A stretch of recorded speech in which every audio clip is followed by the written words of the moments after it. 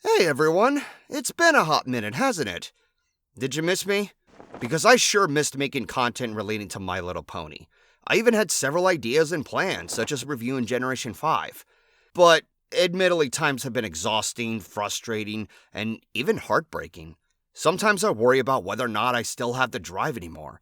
And you know what? The same can be said for a lot of content creators, not just in this fandom, but everyone in general. We all hit this brick wall in life where we have to take a step back and question our current state. To begin with, it's best that I open myself up to this very conundrum, because I'm not the only one who deals with trying to stay productive and burning myself out. Let's begin.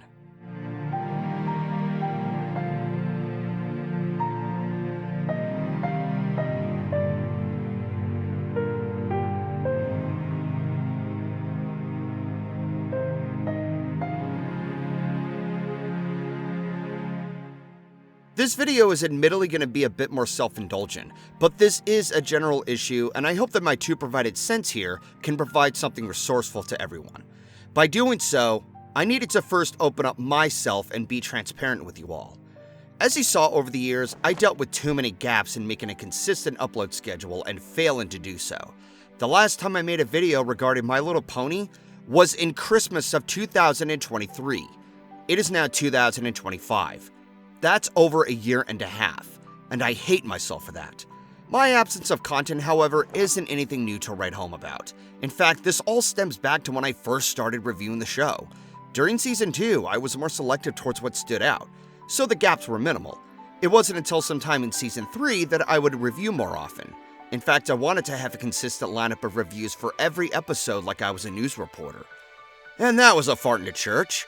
However, I was still able to finish reviewing all of Season 3 with an overview that stirred up another issue, which I'll have to save for another time. Season 4?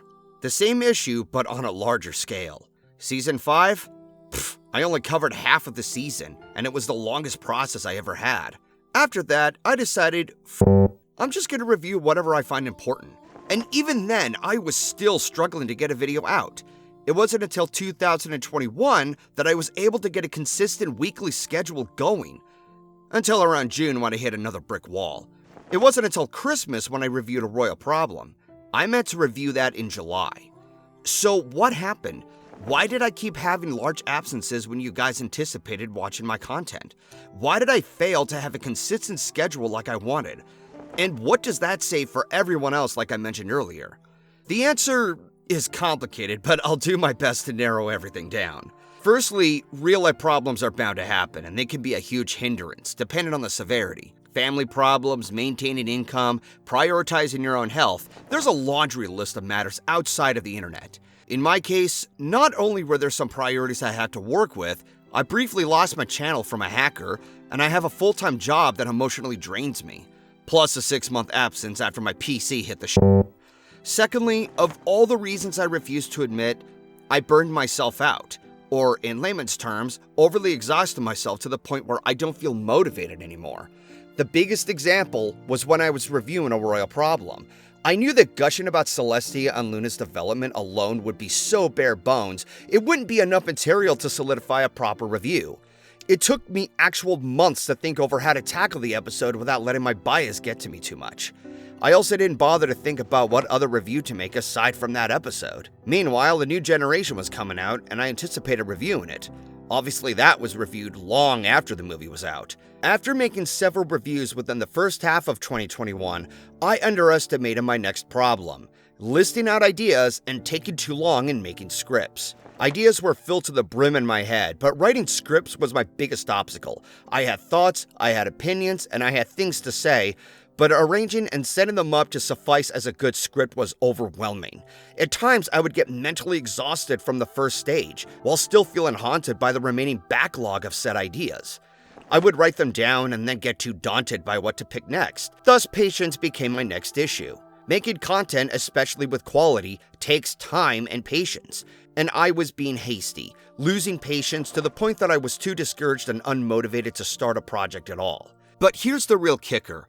A lot of content creators get stuck in this loop, making a consistent upload schedule. Some are capable, but at what cost? To give examples, a bassist named Davey504 recently shared his experience on making content on a weekly basis. Despite how happy he was, it was starting to drain him. Similarly, there was Jenna Marbles, a vlogger who shared her experiences with her pet greyhounds and various hijinks. She would get videos out on a weekly basis, but once again, it was draining. Eventually, she stepped away from YouTube for a few years in order to take care of herself. All things considered, one question comes to mind. If this is so exhausting, so overwhelming, why do we still do it? Or better yet, why do we want to do it? One answer is largely pressure. Some people impatiently anticipate another video, and sadly we can't control how they feel. Thus, you begin to lose your growing audience if you lose track of your consistent scheduling. The second of which is YouTube's algorithm. This plays into the audience's patience, but it also takes your hard work off of other people's recommendations if you're not as active. So they won't know if you have a new video up or not, and that's also very frustrating. Thirdly, a lot of us were conditioned to have schedules, especially in show business during older periods of entertainment. The major difference between the professionals and us, however, was that several production studios collaborated together to get things done.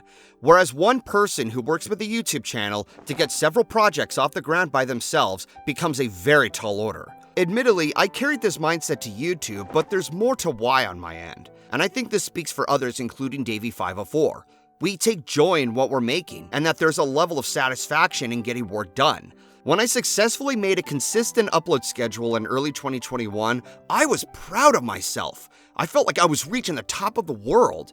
There were times I had to rearrange some projects, but for the most part, I was pretty happy with what I was managing. However, the previously said issues are what bit me in the ass.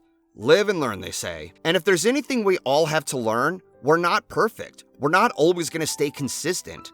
And more often than not, we need to take it easy on ourselves, both physically and mentally. Within my case, I do need to take at least one step at a time, and know that if I fail to get something done on time, that's okay. In fact, a lot of you have echoed the sentiment towards me to take my time. I greatly appreciate that.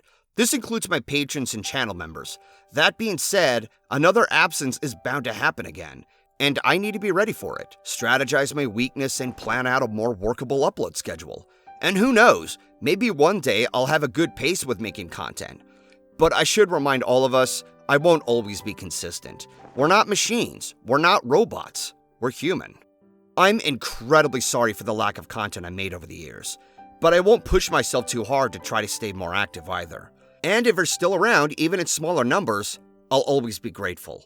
To anyone who resonates with this, whether it's YouTube, content, art, music, or anything for that matter, I like to hear your experience and how you managed to get through this. It might be useful to others. Until next time, this is GoldenFox, and I have some unfinished business to take care of.